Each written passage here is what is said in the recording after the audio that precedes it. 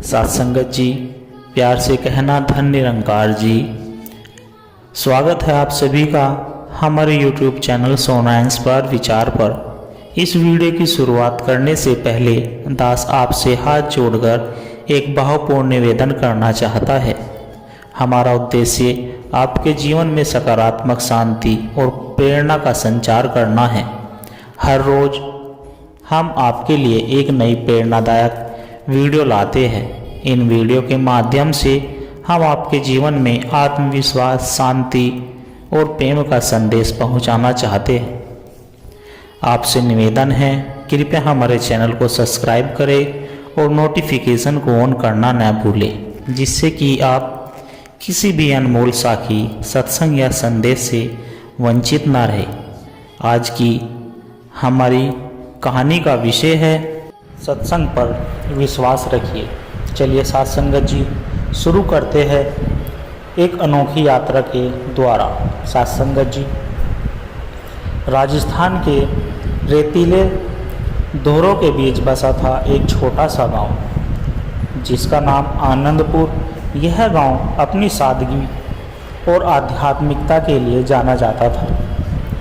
गांव के बीचों बीच एक बड़ा सा पीपल का पेड़ था, जिसके नीचे संत महेश दास जी हर संध्या सत्संग किया करते थे। उनके प्रवचनों में ऐसी शक्ति थी कि जो भी उन्हें सुनता वह अपने जीवन में नया प्रकाश पाता था। कहानी की शुरुआत साथ संगत जी, गांव के एक कोने में रघुनाथ नाम का एक किसान रहता था। उसकी हालत बहुत खराब थी। खेतों में सूखा पड़ गया था। घर में कर्जे बढ़ते जा रहे थे और परिवार में कलेश बढ़ने लगे थे। उसके चेहरे पर हर वक्त चिंता की लकीरें बनी रहती थी। रघुनाथ को सत्संग से कोई मतलब नहीं था। उसे लगता था कि ये सब फालतू की बातें हैं, बस लोगों को बहलाने का एक तरीका है। उसके दोस्त कन्हैया ने कई बार उसे सत्संग में जाने के लिए कहा, लेकिन वह हमेशा मना कर देता था। बोलता था, मुझे कोई सत्संग वत्संग नहीं सुनना। मेहनत करूँगा तो अनाज उगेगा, भजन करने से कुछ नहीं होगा। एक दिन गांव में खबर फैली कि महेश दास जी गांव छोड़कर जा रहे हैं, क्योंकि लोग अब सत्संग में कम रुचि लेने लगे थे। यह सुनकर कन्हैया ने आखिरी बार रघुनाथ से सत्संग में चलने की विनती की और कहा, चल एक बार सुन लेते हैं, फिर चाहे तुझे कभी न आना पड़े। मजबूरी में रघुनाथ सत्संग में चला गया। संत महेशदास जी ने उस दिन एक अनोखी कहानी सुनाई। कहानी कुछ इस प्रकार थी साथ संगत जी। एक समय की बात है, एक राजा था जो बहुत ही समृद्ध राज्य का शासक था, लेकिन वह हमेशा चिंता में रहता था। अगर सब कुछ खत्म हो गया तो एक दिन साधु उसके दरबार में आया और राजा ने कहा, राजन, यह एक जादुई मंत्र है, यह भी बीत जाएगा। जब भी संकट आए इसे याद रखना। राजा ने इस मंत्र को अपने दिल में बसा लिया और जीवन में हर कठिनाई को सहन करने लगा। धीरे धीरे उसका जीवन पहले से बेहतर हो गया। यह कहानी सुनते ही रघुनाथ को कुछ महसूस हुआ। उसे लगा जैसे यह उसी के लिए कही गई हो। संत महेशदास जी के प्रवचन सुनने के बाद रघुनाथ ने निश्चय किया कि वह भी जीवन में धैर्य और विश्वास रखेगा। लेकिन परीक्षा तो अभी बाकी थी। रघुनाथ के खेतों में इस बार भी सूखा पड़ा, कर्ज और बढ़ गया और घर की स्थिति और भी खराब हो गई। पहले की तरह वह घबराता, लेकिन इस बार उसने सत्संग में सीखी बातों को याद किया। यह भी बीत जाएगा। उसने मेहनत जारी रखी, पर इस बार मन में एक शांति थी। धीरे धीरे चीज़ें बदलने लगी। बारिश हुई, फसल लहराई और कर्ज धीरे धीरे उतरने लगा। कुछ वर्षों के बाद रघुनाथ सिर्फ एक संपन्न किसान ही नहीं बल्कि गांव में सबसे ज्ञानी व्यक्ति बन गया था। अब वह खुद लोगों को सत्संग में जाने के लिए प्रेरित करता, उनसे जाने की सत्संग सिर्फ भजन कीर्तन नहीं बल्कि जीवन को समझने की एक विधि है। सत्संग हमें बदलता नहीं बल्कि हमें वो बनने में मदद करता है जो हम वास्तव में होते हैं। आज भी आनंदपुर में संत महेशदास जी के प्रवचन की गूंज सुनाई देती है। रघुनाथ जैसे अनगिनत लोगों का जीवन बदला और यह साबित हुआ कि सत्संग पर विश्वास रखना ही सच्चे आनंद की पूंजी है। सत्संगत जी, सत्संग पर विश्वास रखिए। एक सुंदर साखी के माध्यम से आप जी के चरणों में सत्संगत जी। एक पुरानी बात है, गांव शांति नगर के पास एक जंगल था जिसमें एक साधु महाराज स्वामी ज्ञानदास अपनी कुटिया में निवास करते थे। उनका नाम दूर दूर तक प्रसिद्ध था क्योंकि जो भी उनके सत्संग में जाता उनका जीवन बदल जाता था। गांव में रामलाल नाम का एक व्यक्ति रहता था। वह बहुत गरीब था, हमेशा दुखी रहता और अपने भाग्य को कोसता। एक दिन गांव के मुखिया ने उससे कहा, रामलाल तू एक बार स्वामी जी के सत्संग में चल, शायद कुछ समाधान मिले। रामलाल बोला, मुझे इन बातों पर विश्वास नहीं है। सत्संग से रोटी नहीं मिलती, मेहनत करनी पड़ती है। मुखिया ने हंसते हुए कहा, बस एक बार चल, फिर चाहे कभी मत आना। रामलाल मान गया और अगले दिन जंगल में स्वामी जी के सत्संग में जा पहुंचा। स्वामी जी रामदास कह रहे थे, एक बार एक गिलहरी बहुत परेशान थी। वह हमेशा शिकायत करती कि भगवान ने उसे छोटे आकार का क्यों बनाया, कमज़ोर क्यों बनाया, उसे कोई शक्ति नहीं दी। एक दिन उसने एक साधु से पूछा, मुझे भगवान ने इतना असहाय क्यों बनाया? साधु बोले, प्रकृति ने तुम्हें जो दिया है उसी में अपनी शक्ति ढूंढो। गिलहरी ने ध्यान दिया कि उसकी नन्ही सीधे बहुत तेज़ी से दौड़ सकती है, वह छोटे छोटे बिल बना सकती है और सबसे ज़रूरी बात, वह लगातार प्रयास कर सकती है। उसकी शक्ति से उसने अपनी दुनिया बना ली। सत्संग सुनने के बाद रामलाल को महसूस हुआ कि वह भी हर दिन अपने दुर्भाग्य को कोसता रहता है, लेकिन कभी अपनी शक्ति पर ध्यान नहीं देता। उस दिन से उसने मेहनत करने की ठानी। पहले वह खेतों में काम करने लगा, फिर धीरे धीरे पशुपालन शुरू किया। सालों बाद वही रामलाल गांव के सबसे सफल किसानों में गिना जाने लगा।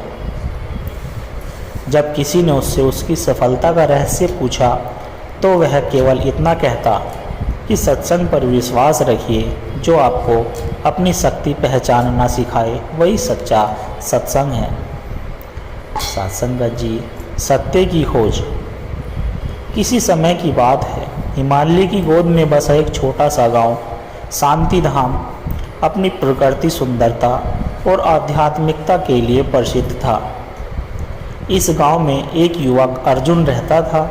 वह बहुत ही बुद्धिमान और साहसी था, लेकिन उसके मन में हमेशा एक प्रश्न बना रहता कि जीवन का सत्य क्या है, मनुष्य क्यों जन्म लेता है और मृत्यु के बाद क्या होता है।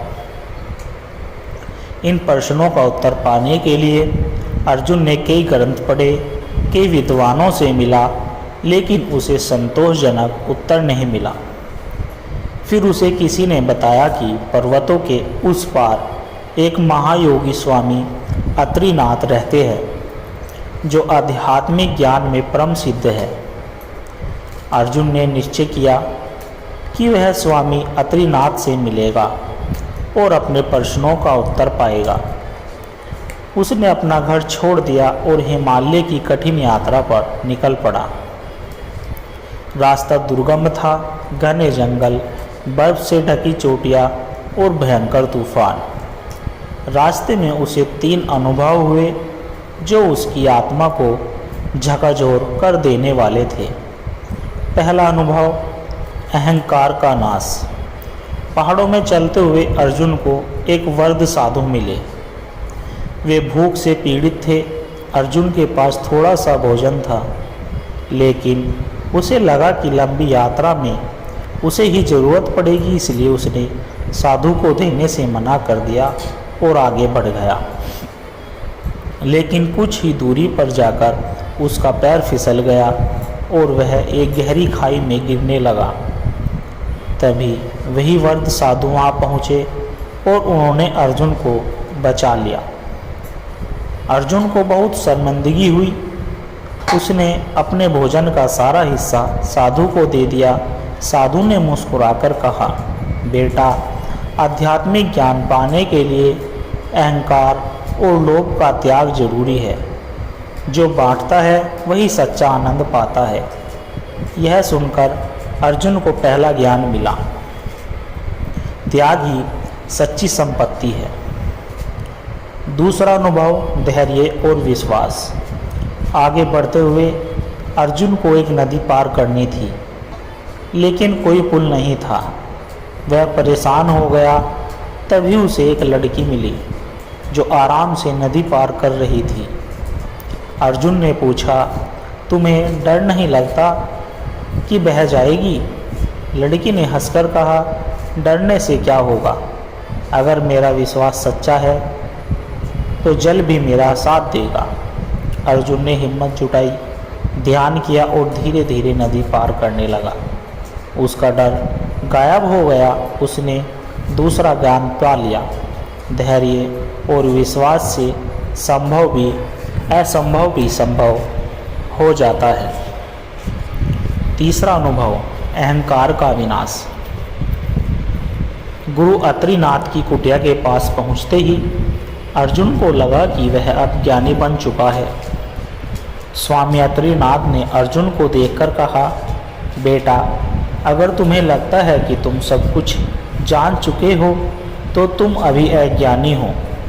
सत्य को केवल वही जानता है जो खुद को शून्य बना ले। अर्जुन ने अपनी यात्रा के सारे अनुभव सुनाए। गुरु ने मुस्कुराकर कहा, बेटा, यह दुनिया एक भ्रम है। सत्य केवल वही जान सकता है जो स्वयं को मिटाकर परमात्मा में विलीन हो जाए। अर्जुन को समझ आ गया कि सत्य को पाने के लिए केवल ग्रंथ पढ़ना या विद्वानों से मिलना ही पर्याप्त नहीं, बल्कि उसे अपने भीतर उतारना होगा। अपने गुरु के चरणों में समर्पण कर दिया। उसने अपने गुरु के चरणों में समर्पण कर दिया और ध्यान योग की साधना में लग गया। कुछ वर्षों के बाद वह स्वयं एक ज्ञानी संत बनकर लोगों को सत्संग और ध्यान का मार्ग दिखाने लगा। सत्य की खोज बाहरी यात्रा नहीं बल्कि भीतर की यात्रा है। जब हम लोभ, अहंकार और डर को त्याग देते हैं तब ही हमें सच्चा ज्ञान प्राप्त होता है। सासंगत जी, संघर्ष से सफलता तक एक प्रेरणादायक कहानी। सासंगत जी, गांव प्रियतनपुर में राजू नाम का एक युवक रहता था। वह बहुत ही मेहनती था, लेकिन गरीबी और हालात ने उसे कमज़ोर बना दिया था। उसके पिता एक मजदूर थे और माँ बीमार रहती थी। घर की स्थिति इतनी खराब थी कि कई बार 2 वक्त की रोटी भी मुश्किल से मिलती थी। राजू के सपने बड़े थे। वह पढ़ लिख कर एक बड़ा आदमी बनना चाहता था, लेकिन हर कोई उसे कहता, गरीबों के सपने कभी पूरे नहीं होते। लेकिन राजू ने ठान लिया था कि वह अपनी तकदीर खुद बदलेगा। पहली चुनौती, असफलता का सामना। राजू को पढ़ाई में बहुत रुचि थी, लेकिन पैसे की कमी के कारण उसे कई बार अपनी किताबें तक गिरवी रखनी पड़ी। उसने मोटे छोटे काम किए, अखबार बेचा और रात को स्ट्रीट लाइट के नीचे बैठकर पढ़ाई की। एक दिन उसने एक बड़ी स्कॉलरशिप के लिए परीक्षा दी। उसे पूरा विश्वास था कि वह पास हो जाएगा, लेकिन जब परिणाम आया तो उसका नाम सूची में नहीं था। वह बहुत दुखी हुआ और लगा कि शायद दुनिया सही कहती है, गरीब आदमी कुछ नहीं कर सकता। लेकिन तभी उसकी माँ ने कहा, बेटा हारना मत। असफलता का मतलब यह नहीं कि तुम योग्य नहीं हो, इसका मतलब यह है कि तुम्हारी सफलता का अभी समय नहीं आया है। यह बात राजू के दिल में घर कर गई। दूसरी चुनौती, मेहनत की परीक्षा। राजू ने 2 गुनी मेहनत कर दी। वह सुबह शाम काम करता और रात को पढ़ाई करता। उसकी मेहनत रंग लाई और अगले साल उसने स्कॉलरशिप परीक्षा पास कर ली। इसके बाद भी रास्ता आसान नहीं था। जब वह कॉलेज पहुंचा तो अमीर बच्चों ने उसे नीचा दिखाने की कोशिश की। उन्होंने मजाक उड़ाया कि वह गांव से आया है, फटे पुराने कपड़े पहनता है।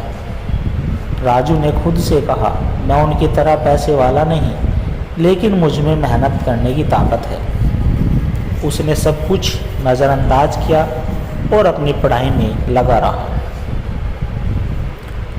सालों की मेहनत के बाद राजू ने पढ़ाई पूरी की और एक बड़ी कंपनी में नौकरी पा ली। अब वह अपने माता पिता को एक अच्छा जीवन देने में सक्षम था, लेकिन उसने यहीं रुकने की बजाय आगे बढ़ने का फैसला किया। उसने अपनी खुद की कंपनी शुरू की और कुछ ही वर्षों में वह लाखों लोगों को रोजगार देने वाला एक सफल उद्योगपति बन गया। एक दिन वही लोग जो कभी उसका मजाक उड़ाते थे, उससे प्रेरणा लेने आए। साथ संगत जी, इस कहानी से हमें यह सीख मिलती है कि असफलता सिर्फ एक पड़ाव है, मंजिल नहीं। जो मेहनत से नहीं डरता उसके लिए कोई भी सपना असंभव नहीं। राजू की यह कहानी हमें सिखाती है कि अगर आप ठान ले तो कोई भी कठिनाई आपको रोक नहीं सकती। सत्संगत जी, अटल विश्वास। यह कहानी एक छोटे से गांव संगमपुर की है, जहां एक लड़का वीरेंद्र रहता था। उसका सपना था कि वह बड़ा होकर इंजीनियर बने और अपने गांव के लोगों के लिए कुछ करे, लेकिन गरीबी और समाज की कड़वी सच्चाइयों ने उसके सपने को बार बार तोड़ने की कोशिश की। लेकिन वीरेंद्र ने हार नहीं मानी। उसकी कहानी हमें सिखाती है कि अगर हौसला मजबूत हो तो कोई भी परिस्थिति आपको रोक नहीं सकती। सत्संगत जी, वीरेंद्र के पिता एक मामूली किसान थे। हर साल मौसम की मार और कर्ज की चिंता ने उनके परिवार को परेशान कर रखा था। कई बार खाने के भी लाले पड़ जाते थे। एक दिन वीरेंद्र ने अपने पिता से कहा, पिताजी, मैं पढ़ाई करके बड़ा आदमी बनूंगा, जिससे हम सबकी ज़िंदगी बदल जाएगी। पिताजी मुस्कुराए और बोले, बेटा, सपना देखना अच्छा है, लेकिन इसे पूरा करने के लिए बहुत मेहनत करनी पड़ती है। वीरेंद्र ने ठान लिया कि वह किसी भी हालात में अपनी पढ़ाई जारी रखेगा, लेकिन असली परीक्षा भी बाकी थी। पहली चुनौती, पैसों की कमी। वीरेंद्र पढ़ाई में बहुत होशियार था, लेकिन स्कूल की फीस भरना उसके परिवार के लिए मुश्किल हो गया था। उसके पिता ने गांव के साहूकार से उधार लेने की कोशिश की, लेकिन उन्होंने साफ मना कर दिया। गांव वालों ने भी ताने दिए, गरीब का बेटा इंजीनियर बनेगा, हद कर दी लड़के ने। लेकिन वीरेंद्र ने हिम्मत नहीं हारी। उसने स्कूल के बाद छोटे मोटे काम करना शुरू कर दिए। खेतों में मजदूरी की, किराने की दुकान पर सहायक का काम और रात में अखबार बेचना। उसने खुद से कहा, अगर हालात मुश्किल है तो मुझे और ज़्यादा मेहनत करनी होगी। दूसरी चुनौती, असफलता का डर। 12वीं की परीक्षा के बाद वीरेंद्र ने इंजीनियरिंग कॉलेज की प्रवेश परीक्षा दी। उसने दिन रात मेहनत की और उसे पूरा भरोसा था कि वह पास हो जाएगा, लेकिन जब परिणाम आया तो उसका नंबर नहीं था। वह पूरी तरह टूट चुका था। उसे लगा कि शायद गांव वाले सही कह रहे थे। वह निराश होकर अपने पिताजी के पास गया और कहा, पिताजी, शायद मैं गलत था, मैं यह नहीं कर सकता। पिता ने प्यार से उसके कंधे पर हाथ रखा और कहा, बेटा, जब कोई किसान बीज बोता है तो वह पहले ही दिन फल नहीं देता। मेहनत का फल धीरे धीरे मिलता है। अगर तू आज हार मान लेगा तो तेरा सपना अधूरा रह जाएगा। पिताजी की बातों ने वीरेंद्र की आंखें खोल दी। उसने फिर से तैयारी शुरू की और इस बार पहले से भी ज़्यादा मेहनत की। तीसरी चुनौती, समाज की कड़वी बातें। जब वीरेंद्र फिर से परीक्षा की तैयारी कर रहा था तो गांव के लोग उसका मजाक उड़ाते थे। फिर से कोशिश कर रहा है, पिछली बार तो फेल हो गया था। लेकिन इस बार वीरेंद्र को कोई फर्क नहीं पड़ा। उसने खुद से कहा, लोग कुछ भी कहे, लेकिन मैं अपनी मेहनत से पीछे नहीं हटूंगा। वह हर दिन 16 से 18 घंटे पढ़ाई करता, बिना किसी बहाने के। कड़ी मेहनत और लगन के बाद वीरेंद्र ने आखिरकार इंजीनियरिंग की प्रवेश परीक्षा पास कर ली। जब परिणाम आया तो वह पूरे जिले में पहले स्थान पर था। गांव वालों की आंखें फटी रह गई। जो लोग कभी उसका मजाक उड़ाते थे वही अब उसकी तारीफ करने लगे। कुछ सालों बाद वीरेंद्र ने अपनी पढ़ाई पूरी की और एक बड़ी कंपनी में नौकरी पा ली। लेकिन उसने गांव को नहीं छोड़ा। उसने अपने पैसों से गांव में एक स्कूल और एक छोटा अस्पताल बनवाया ताकि कोई और बच्चा पैसे की कमी के कारण अपनी पढ़ाई न छोड़ दे। साथ संगत जी, सपनों को पूरा करने के लिए केवल इच्छा शक्ति नहीं बल्कि अटूट मेहनत और धैर्य की भी ज़रूरत होती है। असफलता हमें तोड़ने के लिए नहीं बल्कि हमें और मजबूत बनाने के लिए आती है। साथ संगत जी, वीरेंद्र की इस कहानी से हमें यह सीख मिलती है कि अगर आप ठान ले तो दुनिया की कोई भी ताकत आपको सफल होने से नहीं रोक सकती। साथ संगत जी, आप जी को अगर कहानी विचार अच्छे लगे हो तो लाइक, कमेंट, शेयर और दास के चैनल को सब्सक्राइब कर दे और दास को आशीर्वाद दे आप जी के चरणों में हर रोज़ ऐसी ही प्रेरणादायक कहानी, विचार, साखी और मोटिवेशनल कहानी लेकर आता रहे। साथ संगत जी, प्यार से कहना, धन निरंकार जी।